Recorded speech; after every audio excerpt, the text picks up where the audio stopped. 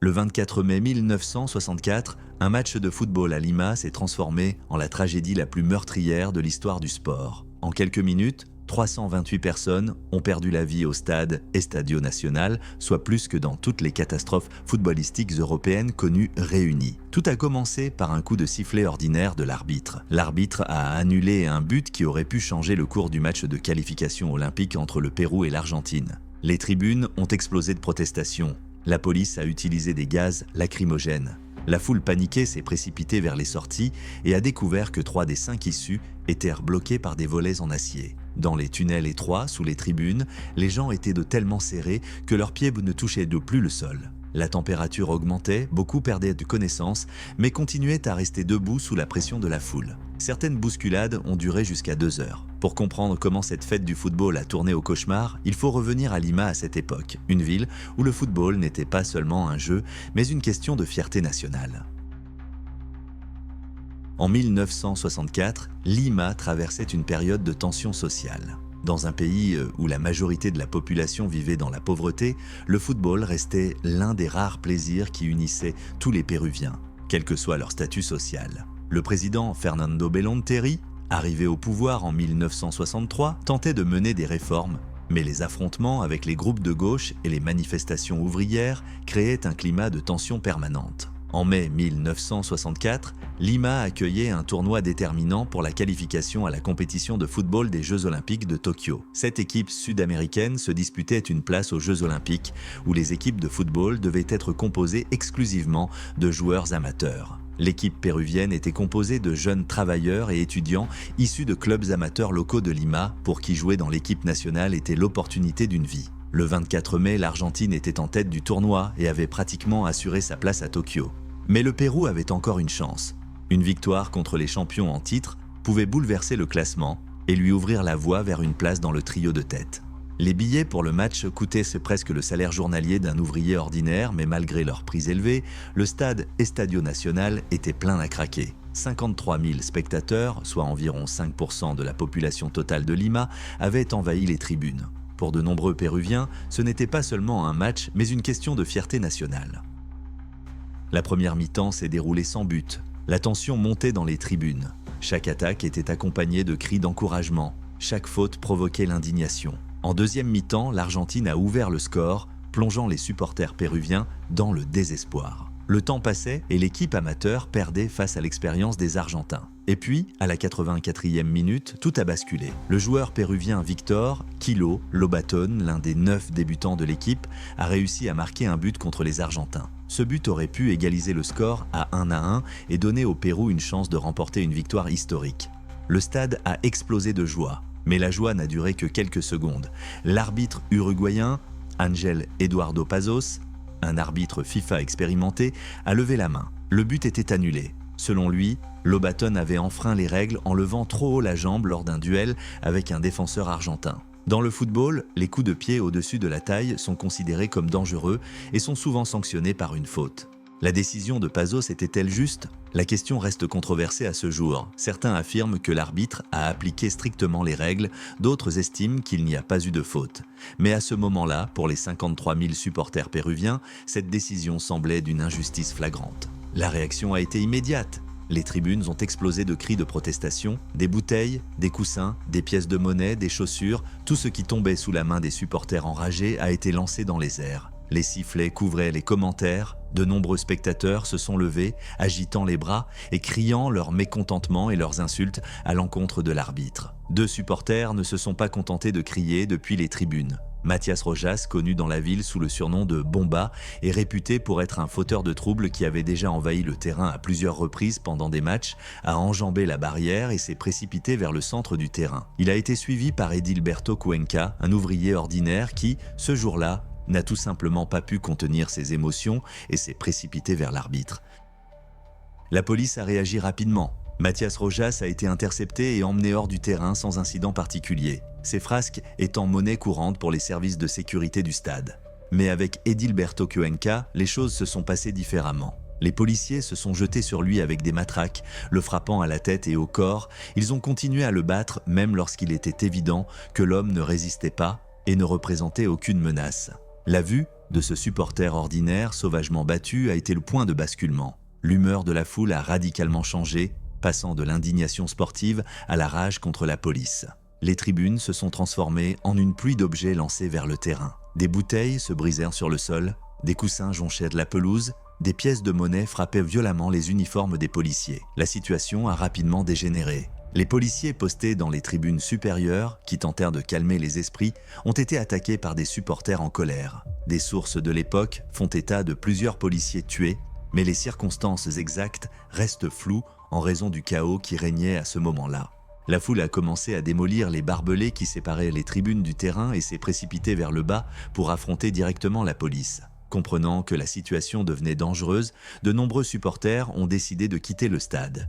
Ils se sont dirigés vers les sorties les plus proches, espérant rejoindre rapidement les rues de Lima. Mais c'est alors qu'une succession d'événements tragiques s'est produite. Voyant la foule des supporters approcher et craignant de perdre complètement le contrôle, la police sur le terrain a décidé d'utiliser des gaz lacrymogènes. Entre 12 et 20 bombes ont été lancées, le nombre exact varie selon les sources, mais l'effet a été immédiat et catastrophique. Le gaz acre s'est répandu dans les tribunes inférieures, semant la panique parmi des milliers de personnes. Les yeux qui piquaient, la respiration difficile, la peur de suffoquer, tout cela a poussé les gens à se précipiter vers les sorties. Ceux qui quittaient auparavant le stade de manière ordonnée se sont mis à courir dans la panique. Ils ont été rejoints par des milliers d'autres personnes fuyant le gaz lacrymogène. La foule s'est précipitée vers les 5 sorties principales du stade menant au tunnel sous les tribunes. Mais une terrible découverte les attendait. 3 des 5 sorties étaient hermétiquement fermées par d'énormes volets en acier. La raison de cette fermeture reste encore un mystère. Certaines sources affirment que la police a délibérément ordonné de fermer les volets afin d'empêcher les émeutiers de quitter le stade et de poursuivre les troubles dans les rues. D'autres pensent que les gardiens des portes ont simplement quitté leur poste pour assister à la fin du match et que personne n'était là pour ouvrir les issues au moment critique. Quelle qu'en soit la raison, le résultat fut tragique. Des dizaines de milliers de personnes paniquées, fuyant les gaz lacrymogènes, se sont rendues compte qu'elles n'avaient accès qu'à 2 tunnels étroits. Ignorant que les sorties étaient fermées, la foule a continué à pousser les gens vers l'avant, créant une pression monstrueuse dans un espace confiné. En quelques minutes, les tunnels menant aux volets fermés se sont transformés en pièges mortels. Les tunnels sous les tribunes du stade Estadio Nacional avaient été conçus comme des passages normaux pour permettre aux spectateurs de sortir tranquillement après le match. Les couloirs étroits en béton, larges d'environ 3 mètres, devaient laisser passer les gens par petits groupes. Mais à présent, des milliers de supporters paniqués s'y précipitaient pour échapper au gaz lacrymogène. Les personnes se trouvant dans les rangées arrière ne savaient pas que les volets étaient défermés devant elles. La sensation de brûlure dans les yeux et la gorge causée par les gaz, les cris d'horreur, la bousculade les poussait à avancer pour essayer de sortir plus vite à l'air libre. Mais ceux qui se trouvaient à l'avant de la foule se heurtaient à des barrières métalliques aveugles et ne pouvaient plus avancer. Un embouteillage monstrueux s'est formé. À certains endroits, les gens étaient là tellement serrés que leurs pieds ne touchaient d'eau plus le sol. Ils étaient littéralement suspendus dans les airs, soutenus uniquement par la pression des corps qui les entouraient. Il était pratiquement impossible de respirer. La température dans les tunnels a commencé à monter rapidement à cause de la chaleur dégagée par les centaines de personnes serrées les unes contre les autres et de leur respiration haletante. Beaucoup ont perdu connaissance à cause du manque d'oxygène et de la chaleur, mais ont continué à se tenir debout, retenus par la pression de la foule. Ceux qui tombaient étaient piétinés, sans possibilité de s'arrêter ou d'aider.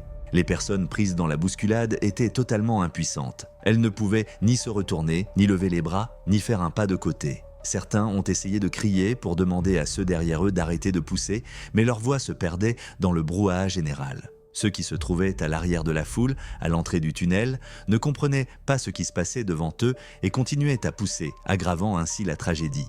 José Salas, un supporter qui a survécu à la bousculade, se souvient « Nous étions tellement serrés que je pouvais à peine respirer. À côté de moi, des gens perdaient de connaissance et tombaient. Je me tenais debout de toutes mes forces, sachant que si je tombais, je serais piétiné à mort. » La situation évoluait différemment dans les différents tunnels. À certains endroits, les volets en acier n'ont pas résisté à la pression monstrueuse de centaines de corps humains et se sont effondrés, déversant un flot de personnes dans les rues de Lima. Cela a permis de sauver ceux qui pouvaient encore bouger, mais beaucoup avaient déjà subi des blessures mortelles en étant écrasés. Le joueur de l'équipe nationale péruvienne Héctor Chumpitas, qui se trouvait sur le terrain au moment de la tragédie, a décrit comment, en quelques minutes, les cris de joie des supporters ont fait place à des hurlements d'horreur, puis à un silence sinistre. Le match a été interrompu, mais pour les centaines de personnes dans les tunnels, le temps n'avait plus d'importance. Certaines bousculades ont duré jusqu'à 2 heures, même après que la plupart des gens aient quitté le stade. Les services de secours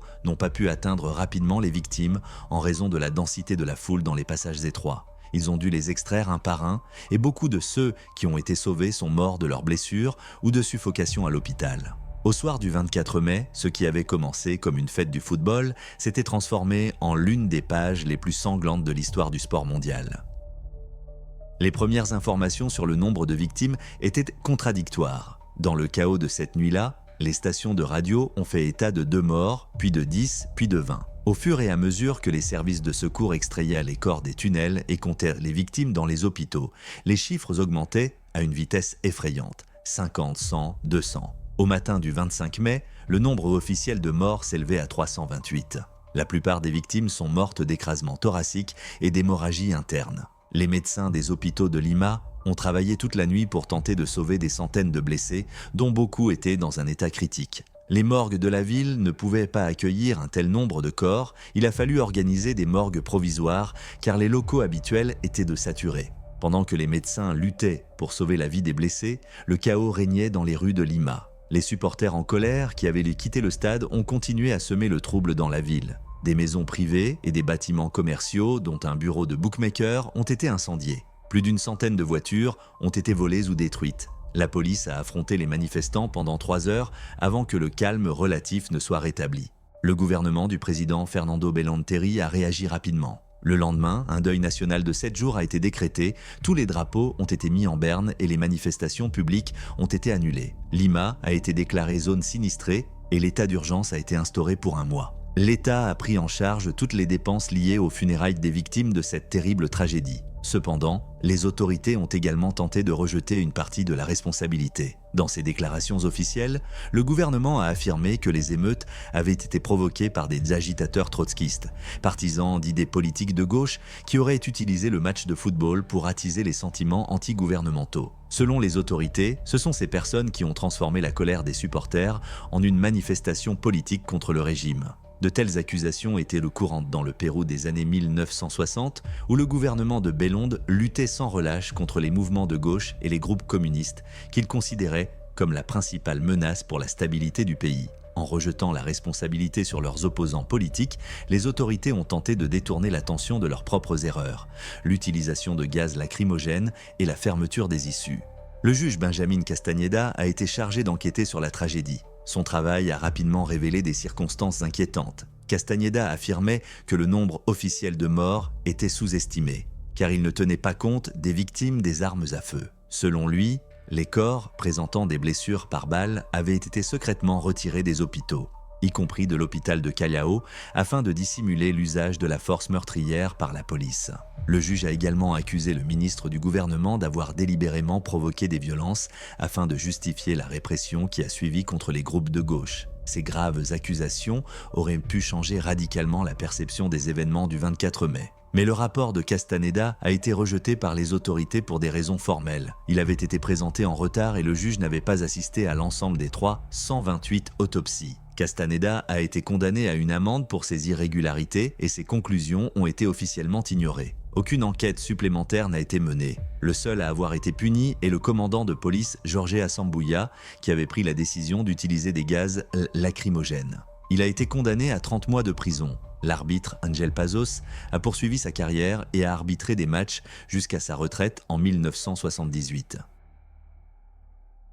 Après la tragédie, le stade national a été fermé pendant 60 jours pour permettre des modifications. La principale mesure a été la réduction de la capacité de 53 000 à 42 000 places afin de réduire le risque de surpeuplement et d'améliorer la gestion des foules. Plus tard, en vue de la Coupe des Amériques 2004, la capacité a été portée à 47 000 places, mais cela s'est accompagné d'une modernisation de l'ensemble des infrastructures de sécurité. La tragédie de Lima est devenue la catastrophe la plus meurtrière de l'histoire du football. À titre de comparaison, la catastrophe de Hillsborough à Sheffield en 1989 qui a bouleversé le monde du football et entraîné des changements radicaux dans le football anglais a coûté la vie à 96 personnes. La tragédie du stade Hazel à Bruxelles en 1985, devenu le symbole du hooliganisme dans le football, a causé la mort de 39 spectateurs. L'incendie du stade de Bradford, également en 1985, a coûté la vie à 56 supporters. Tous ces événements ont marqué un tournant dans l'histoire du football européen, ont conduit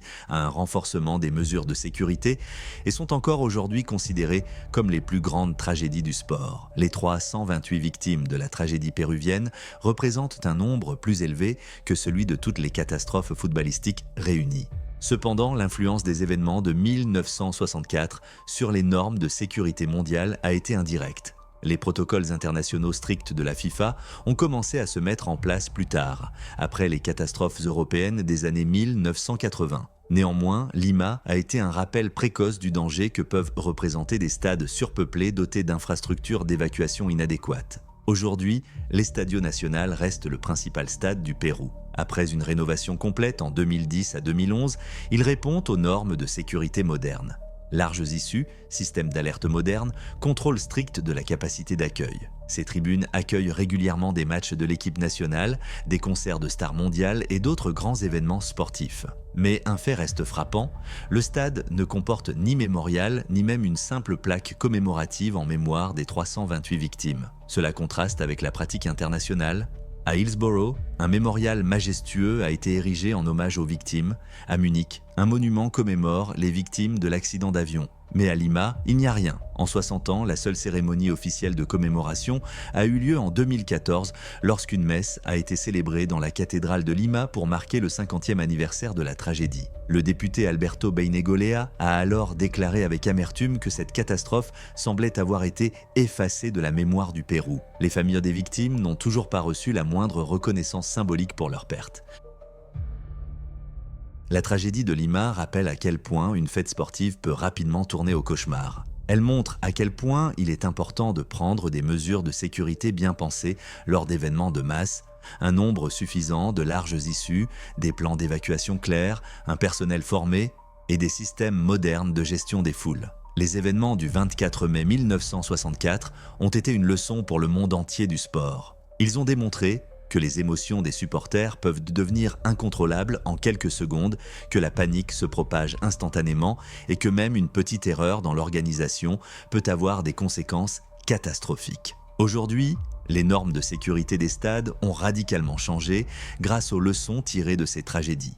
Les arènes modernes sont conçues en tenant compte de la psychologie des foules et les protocoles d'intervention en cas d'urgence sont répétés jusqu'à devenir automatiques. L'année 1964 est devenue l'une de ces pages sombres de l'histoire qui ont contribué à rendre le sport plus sûr pour des millions de supporters à travers le monde. Mais la question principale reste posée. Combien de personnes ont réellement péri ce jour-là ? Le juge Benjamin Castañeda a affirmé que le nombre officiel de victimes avait été sous-estimé et que des corps présentant des blessures par balle avaient été secrètement retirés des hôpitaux. Son enquête a été rejetée. Pourquoi ? Que cherchait-on à cacher exactement ? Mais peut-être y a-t-il une question plus importante encore. Cette tragédie aurait-elle pu être évitée ? Et si les issues du stade étaient restées ouvertes ? Et si la police n'avait pas utilisé de gaz lacrymogène ? Ou si l'arbitre avait validé ce but, un seul coup de sifflet a changé le destin de centaines de familles. Mais l'histoire aurait-elle pu prendre un autre cours ? 60 ans ont passé. Dans le stade où plus de personnes ont perdu la vie que dans n'importe quelle autre catastrophe footballistique, il n'y a ni monument ni plaque commémorative. Seul le béton et le silence. Que pensez-vous de cette histoire ? Croyez-vous à la version officielle ? Et pourquoi la mémoire des 328 victimes a-t-elle été si facilement effacée ? Écrivez-nous dans les commentaires. Si le thème de la vérité historique vous tient à cœur et que vous souhaitez en savoir plus sur les catastrophes qui ont changé des vies mais ont été oubliées, likez cette vidéo et abonnez-vous à notre chaîne. Merci d'avoir regardé et à bientôt dans les prochains épisodes.